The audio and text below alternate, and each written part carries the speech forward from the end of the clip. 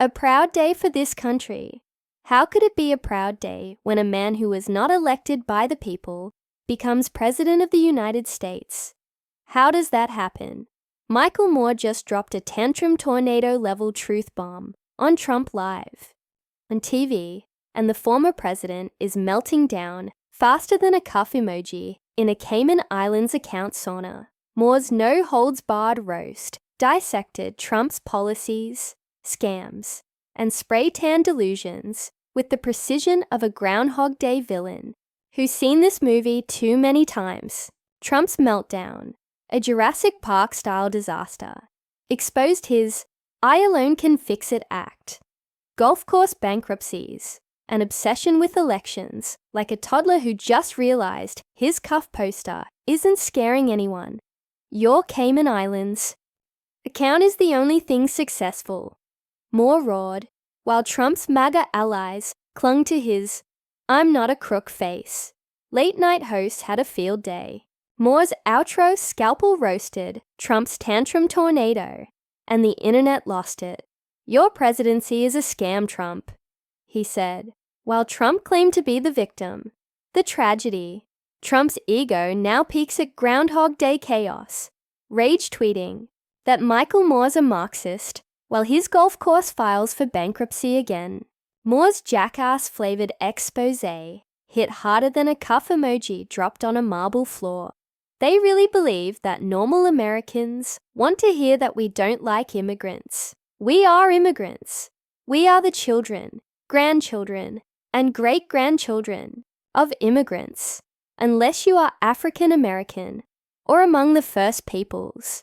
We love the people who got us here, and talking about immigrants in a vicious, vile way is wrong. Just now, Michael Moore fulfilled the dream of millions of Americans in front of the world, mercilessly setting Donald Trump on fire, live on television. At this point, Trump being criticized live on TV is basically a national pastime. But this one was spectacular, like watching a crumbling building get demolished.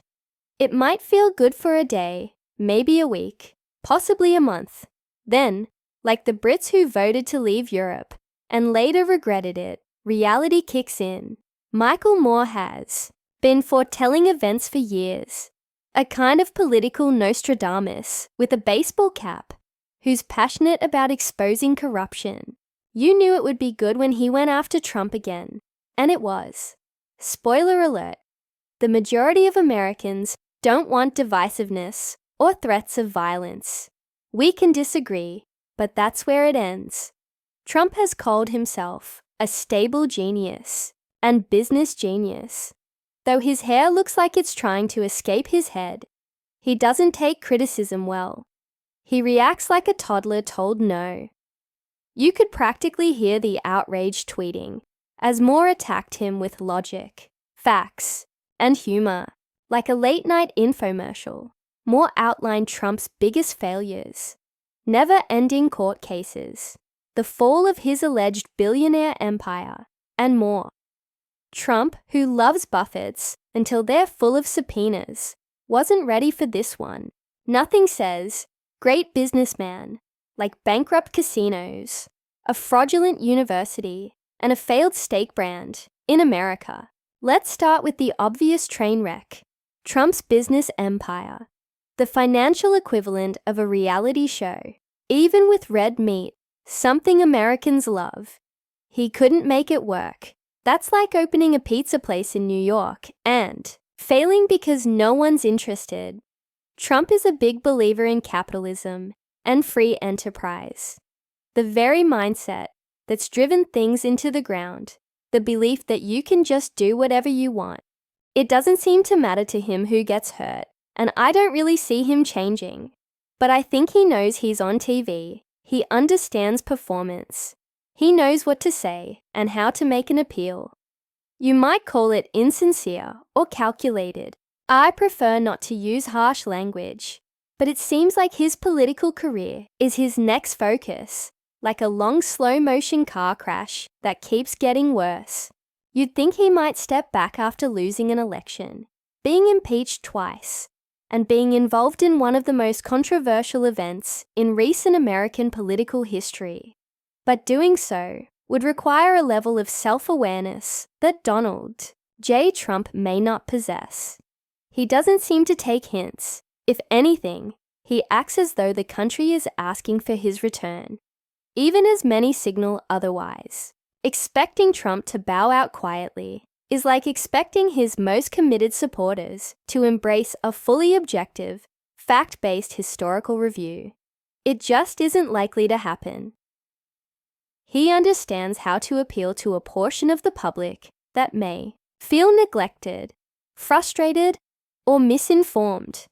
He operates in a media landscape that can sometimes fail to inform or challenge effectively. That makes it easier for someone like him to gain traction. He has a strong support base, often drawing large crowds. Some argue that his politics resemble a 21st century version of authoritarian populism, blending government and private interests in a way that benefits the few while directing blame elsewhere. Faced with scandals, legal challenges, and widespread criticism, most politicians would retreat, write a book, and move on to public speaking. Trump instead doubles down.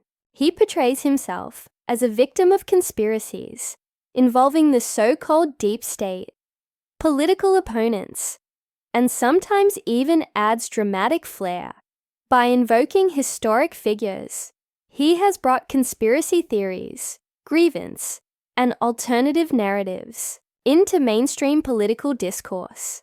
For him, election losses become fraud, impeachments become witch hunts, and legal accountability becomes persecution.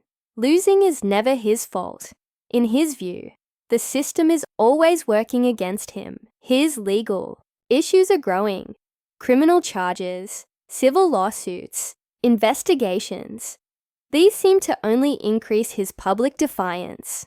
His behavior suggests that he is unwilling to step out of the spotlight, perhaps because he fears being irrelevant more than anything else. He now appears in court more often than on the campaign trail, and rather than being discouraged, he uses his legal troubles as fuel, claiming victimhood and rallying his base. Even during his time as president-elect, he sometimes appeared more engaged in posting online about comedy shows than in participating in national security briefings. He attended only a few briefings during his first month. Yet, despite everything, controversies, fact-checking, and concerns about democracy, he retains a large and loyal following. The attention he receives resembles that of a never-ending reality show, but with real-world consequences. His legal entanglements, in fact, have almost become their own saga, one that could be televised. Critics have mocked the sheer volume of charges he faces, comparing it to an oversized restaurant menu, while Trump insists he is being unfairly targeted. In a system where some powerful individuals have escaped accountability, critics find irony in the focus on Trump.